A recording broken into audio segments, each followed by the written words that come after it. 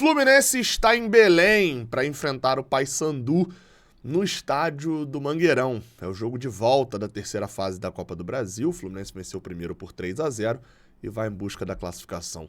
Pode valer mais de 3 milhões de reais nos cofres do clube. Tudo que você precisa saber sobre esse jogo de hoje entre Paysandu e Fluminense você encontra aqui nesse vídeo pré-jogo.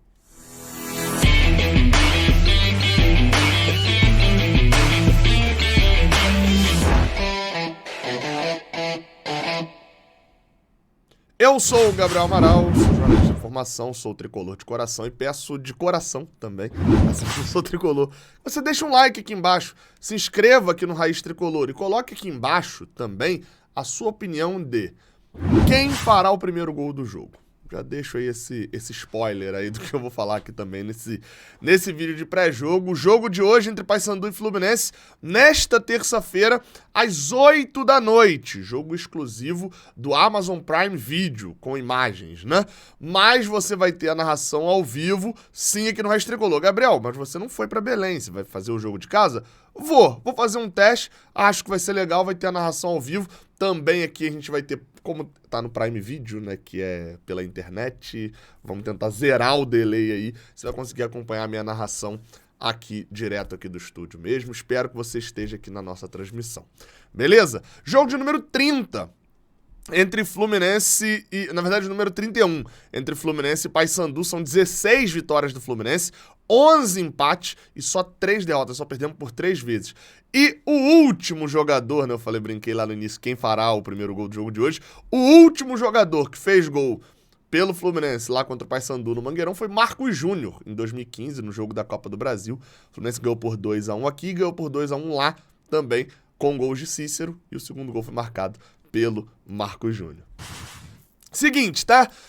Vamos embora pro jogo. A gente vai falar aqui um pouquinho sobre a partida que, vamos lá, estabelecendo algumas informações básicas, né? Pra quem não sabe, é a terceira fase de Copa do Brasil. O Fluminense ganhou a ida por 3-0 aqui no Maracanã. Foi um vareio, um massacre, enfim, chame como quiser. O Fluminense dominou do primeiro ao último minuto, fez 3-0 no primeiro tempo e poderia ter aumentado a vantagem no segundo tempo, mas acabou não conseguindo. E dentro do regulamento, a lógica é, tem um jogo de volta lá agora no Mangueirão, não existe a regra de que no gol fora de casa vale como critério de desempate, ou seja, se o Paysandu fizer 3-0, vai para os pênaltis, se o Paysandu fizer 4-1, vai para os pênaltis, 5-2, a mesma coisa. Eles precisam ganhar a gente por 4 gols de diferença para se classificar, e o Fluminense pode perder até por 2 gols de diferença para o Paysandu, que ainda assim está classificado para as oitavas de final. É óbvio, né? A gente fala isso daqui como a título de informação, mas sem menosprezo nenhum com o Paysandu, e eu acho que seria muito ridículo da minha parte aqui ficar falando alguma coisa, uma demagogia de não, a classificação, o jogo, não, assim, o jogo é tranquilo. Se o Fluminense perder esse jogo já é um problema. Se for eliminado, é top 1 maiores vergonhas da história do Fluminense, dentro do que é o time hoje, do que fala, mas e o América de Natal? O América de Natal foi, mas esse seria ainda maior, pelo que é o time do Fluminense hoje. Então assim, pode acontecer? Claro que pode, né? Eu sempre falo isso, porque o nome é futebol. Agora, existe alguma possibilidade real disso acontecer? Diria que ela é bem nula, assim, né? Como eu falei, vale 3 milhões e 300 mil reais.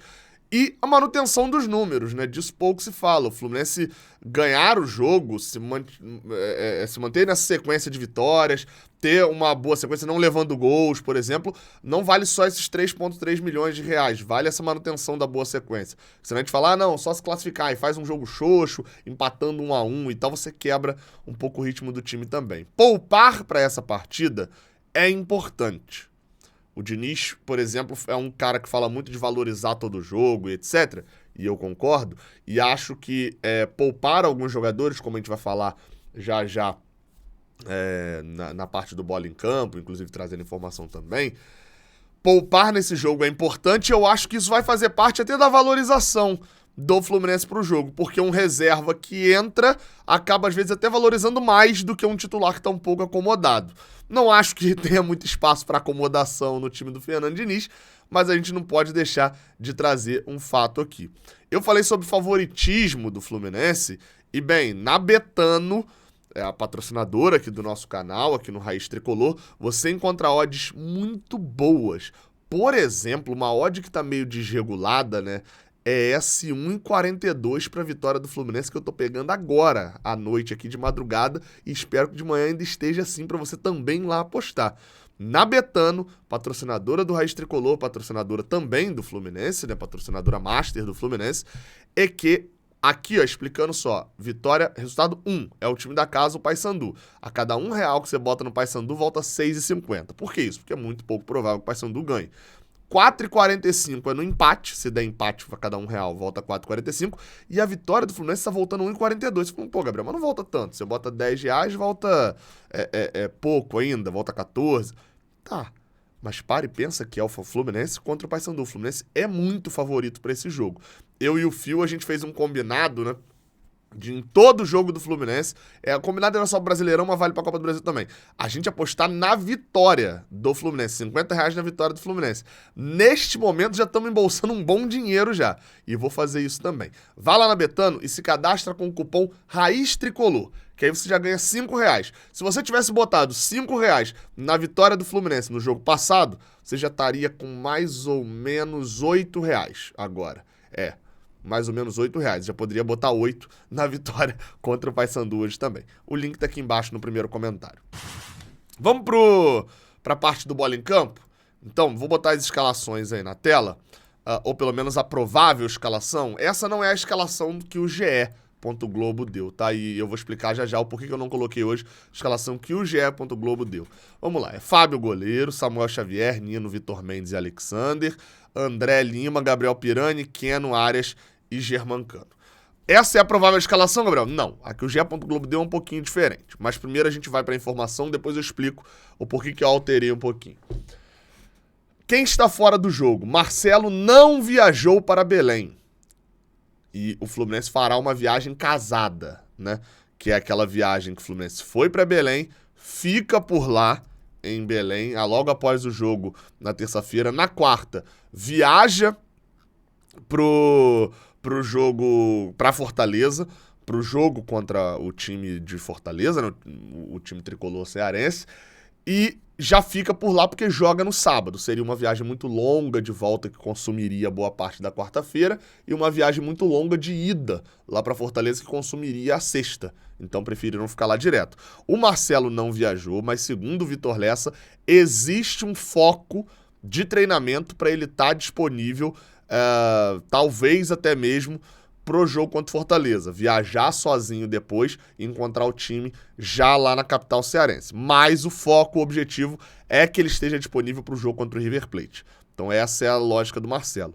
Só me preocupa uma coisa, o Fluminense tem o Jorge, lateral esquerdo ainda, mas que tá lesionado, praticamente não joga mais esse ano.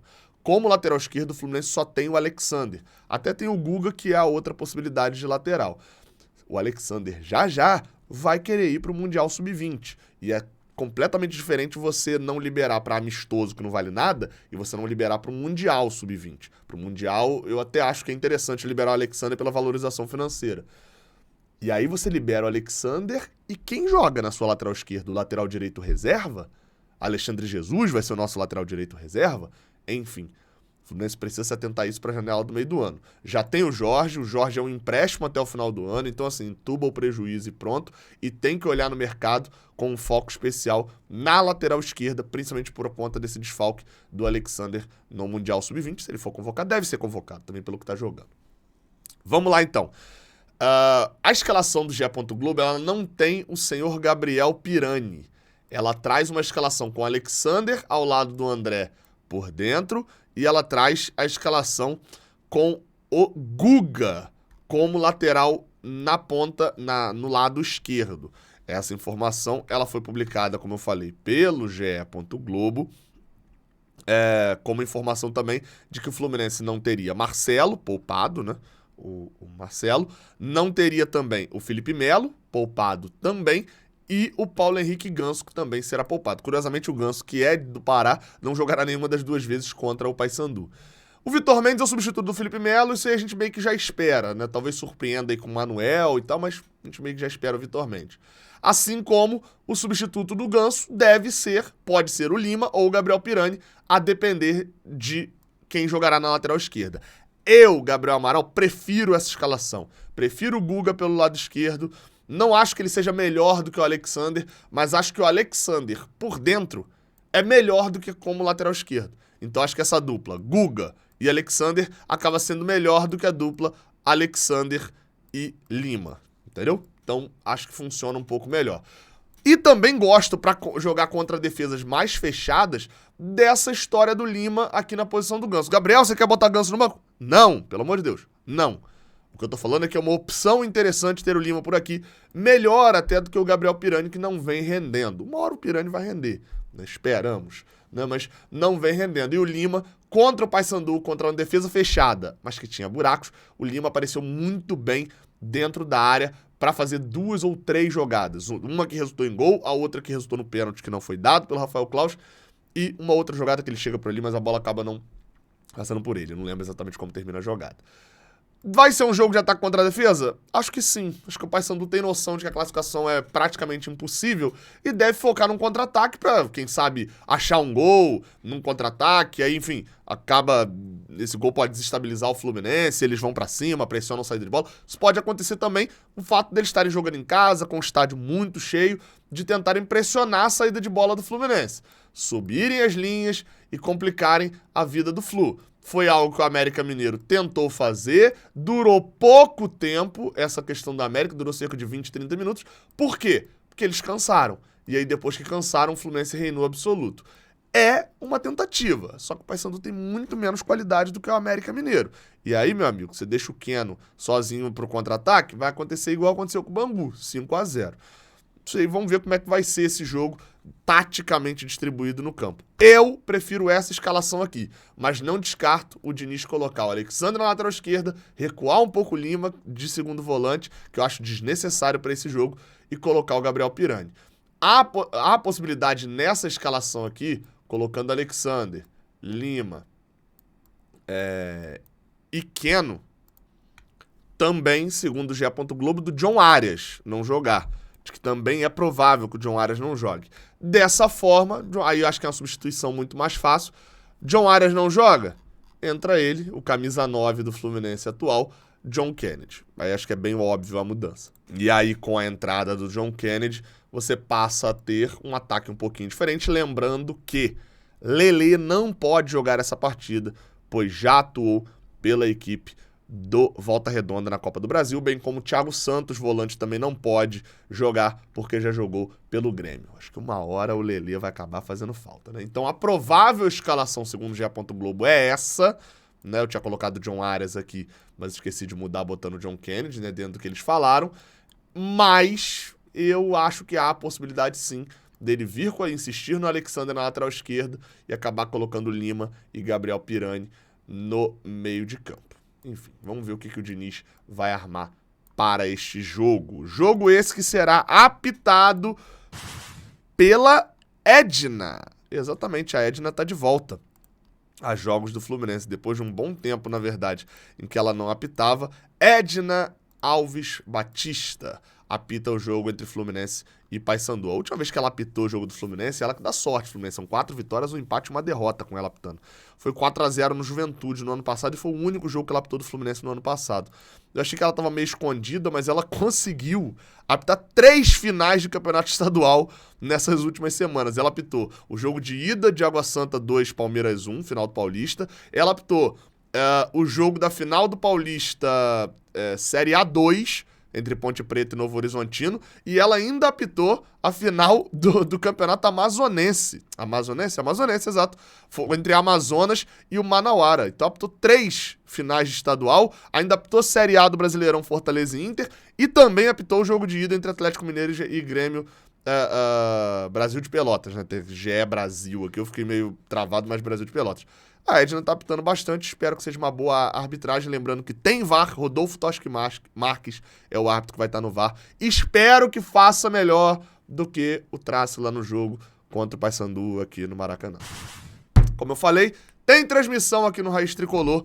Hoje, o jogo é às 8, a partir das 7 horas, tamo ao vivo fazendo aquela transmissão legal aqui com você. Beleza? Tamo junto, até a próxima. Valeu!